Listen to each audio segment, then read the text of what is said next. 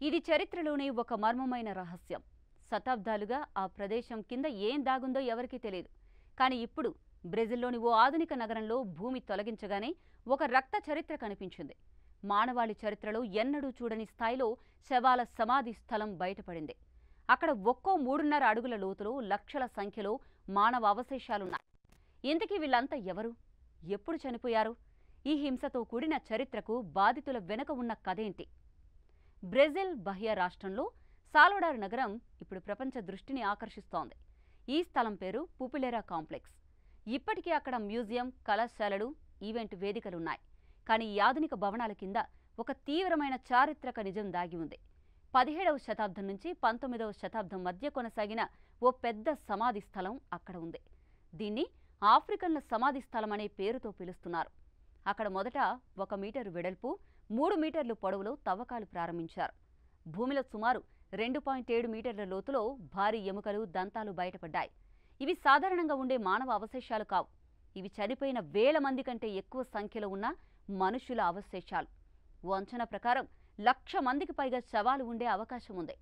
ఈ స్థలం 1844లో మూసివేశారు.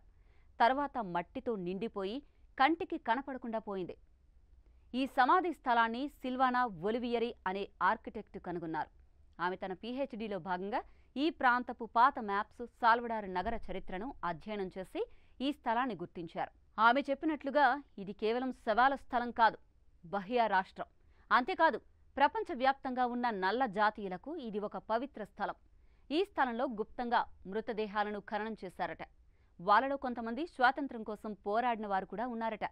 ముఖ్యంగా 1835లో జరిగిన మాలే తిరుగుబాటులో పాల్గొన్న వాళ్ళలో కొంతమందిని హత్య చేసిన తర్వాత ఇక్కడే ఖననం చేసినట్టు నిపుణులు చెబుతున్నారు. ఈ తిరుగుబాటు సమయంలో సుమారు 600 మంది ఆఫ్రికన్లు పాల్గొన్నారు.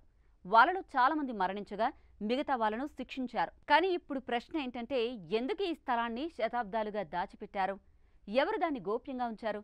ఎవరు ఈ చరిత్రను మరిచిపోవాలి అనుకున్నారు? ఇటు ఆర్కియాలజీ నిపుణులు చెబుతున్నదేంటంటే, ఇది ఒక చారిత్రక పరిహారం. అంటే శతాబ్దాలుగా దాచిన నిజాన్ని బయటపెట్టి నిజమైన చరిత్రను మనం ముందుంచాలి అనే లక్ష్యంతోనే ఈ తవ్వకాలు జరుగుతున్నాయంటున్నారు. అక్కడి మట్టిలో ఎసిడిటీ ఎక్కువగా ఉండడం వల్ల అవశేషాలు బాగా చెక్కు చెదిరిపోయాయి. అందుకే అవి బయటకు తీయకుండా అక్కడే ప్రొటెక్షన్ కలిగించే మెటీరియల్స్ వాడుతూ భద్రంగా ఉంచుతున్నారు. ఇక ఈ డిస్కవరీ కేవలం బ్రెజిల్కే కాదు, మనం చరిత్రను ఎలా చూస్తామో, మనం మరిచిపోతున్న చీకటి అధ్యాయాలను ఎలా తిరిగి గుర్తించాలో ఒక గొప్ప ఉదాహరణ. ఈ కథ మనందరికీ ఒక గుర్తింపు. మన చరిత్రలోని నిస్సహాయుల, హింసపడ్డవారి గౌరవార్థంగా మనం ఏం చేయాలో గుర్తు చేస్తుంది. ఇంతకాలం భూమిలో దాగి ఉన్న ఆ గాథ ఇప్పుడు మన ముందుంది. ఇప్పుడు ప్రశ్న మనదే. మనం ఈ చరిత్రను గుర్తుంచుకుంటామా, లేక మళ్ళీ మరచిపోతామా?